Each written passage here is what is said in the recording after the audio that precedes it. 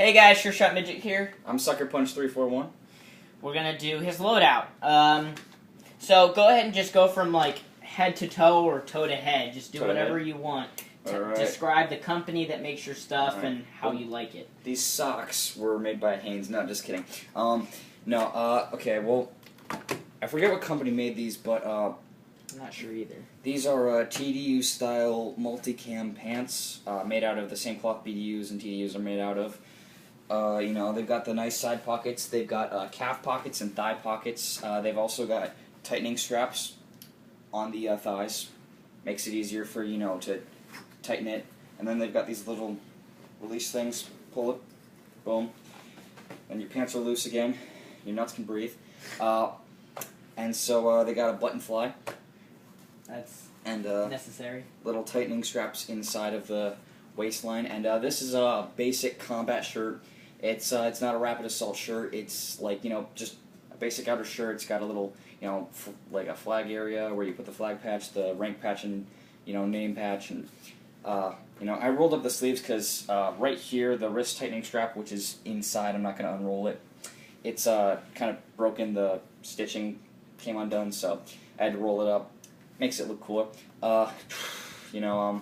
This is a Pantac Wasatch in multicam. This is the vest rig I will wear, inside. This is what I'll wear most of the time with these. Sometimes I'll wear my OD green one, which I don't have here right now. I'll probably do a video with that one later. Yeah, and this actually goes well with, even this goes well with, standard woodland BDUs. So, and that's what he has a set of woodland BDUs that he normally uses with his OD green vest, and he uses this with this multicam stuff. It's got a few tightening straps back here. One that you just pull the little ribbon and boom, tightens. It's got a couple of shoulder straps along with shoulder pads, which they're adjustable. They're strappable right there. It's also got a little tightening strap right here. You can just pull right there. I pulled it all the way. I like them tight as possible. Makes it nice and quiet. I've already shown you guys this, or as many of you as possible. Actually, videos on both our channels. So, yeah, OD Green Condor modular pistol holster. It's got a double strap system that you just open and shut, and boom, pistol's nice and safe and cozy, quiet in there. And so you just open it. Boom, pistol's out. Enemy's dead. You can basically say, screw all y'all. I've got a Condor Molly utility pouch back here, which, although it sags, it's still very useful and it holds a lot of stuff. Yeah, you can put BBs in there. That's mainly what he's going to put in there. Yeah. Only problem with it is sometimes I try to take a nap in the woods once I get out, and it makes sure I can't breathe. So, That sucks. In place of a helmet, I wear this hat, because I don't have a helmet, or a boonie. So, this, nice and comfy, nice and awesome. And, Alright, now talk about your pistol really quick before we get to the primary. Oh yeah, my sidearm is, we've already talked about this. It's the Sigma model by Smith & Wesson. It's a 40F, and, it just... It's propane powered. Smells great. Oh yeah, and, it's got a nice 25-round magazine. This does not leak. It's really nice. It's got a, really good base pad. Bang it on something and boom. It's high quality. You said, okay, I'm going to try and say this back. He said it to you a couple of times. I'm going to try and, memorize it. Okay, so this is licensed by Cybergun, distributed by Palco Sports. It was manufactured by KWC. 3 for 3. 3 for 3. Yeah. And, good job. Licensed by, did I ever say licensed? Yeah, Cybergun. Okay. Yep. 3 for 3. And I'm sure they, someone else from Smith & Wesson gave permission for this too. Yeah. So, it's really reliable. It's got like a 30-foot range easily, maybe more. I mean, you can lob BBs up to 100 feet, but if they're within 60 feet, you're not going to have to aim up at all. Oh, yeah. And, the primary weapon. This is my G&G CM16 Raider CQB version M4. It's got, nice rail sights. It's made of carbon fiber all over. It's, a lot of it's metal too. The sights are metal. The buffer tube is metal. Forward assist is metal. It's also got ambidextrous safety switch and mag release. And that's really good for him because he is a lefty. So I am left-handed. And it's necessary. basically, I've got a standard plastic vertical foregrip here. Don't know who the heck made that. KAC, which is Nice Armament Company, makes real ones, but Airsoft, I don't even know what brand it is, but it's probably like JG, something cheap, but it holds up. So. Yeah, fits nicely, and it actually holds up really nicely, which is saying a lot considering the fact that this open flow rail system, it's got a nice little canal down the middle, which helps with a few things, not many of them. Also, these rail panels are Classic Army. I didn't tell him that. He just got those for me. Yep. They're both Classic Army. They're nice with, And this is the Swiss Arms flashlight and laser combo. What were you going to say? I was going to say box set, but whatever. Okay, what? He also has an ACOG, which he forgot to bring. Yeah, I forgot the G&G ACOG. I'm going to show you guys that later. It's going to be a video called I Have an ACOG.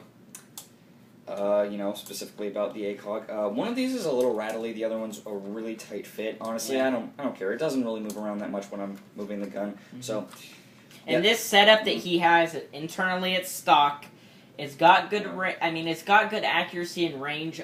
This is mainly what he's going to use for CQB. So if he does play CQB, which we have. That was actually the first event he ever went to, and he used it, and it was amazing. And now, I let people up with this. Yeah, he does have an AEG, so I'm going to let him, show you that. So if it is winter, he will use the AEG, but if he's playing, he can decide, because if he's even playing long-range field, he can still use his gas rifle if he wants. And, most of my multicam stuff, that's a different situation thing, too, because, like he said, I have Woodland BDUs that were my dad's when he was in the Army.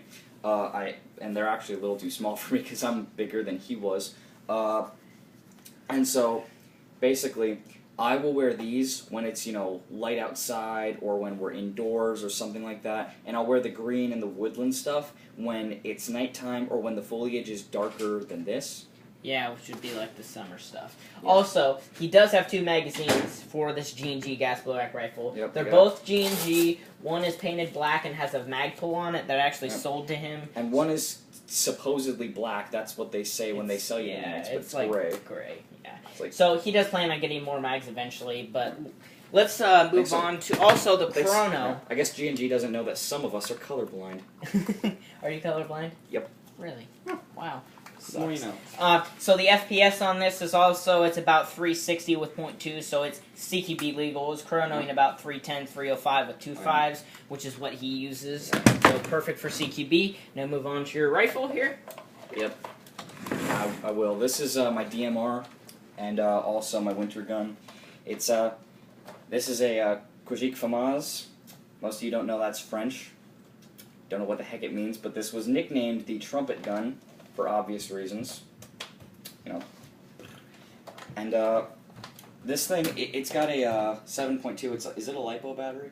No, it's a 7.2, just a standard, pretty cheap battery. Now, go ahead and fire it. Yeah, it's like semi-auto. It's very weak. Full auto. Yeah, it doesn't have good response time, but it's. And sometimes it'll lock up, and you're like the master at getting it to.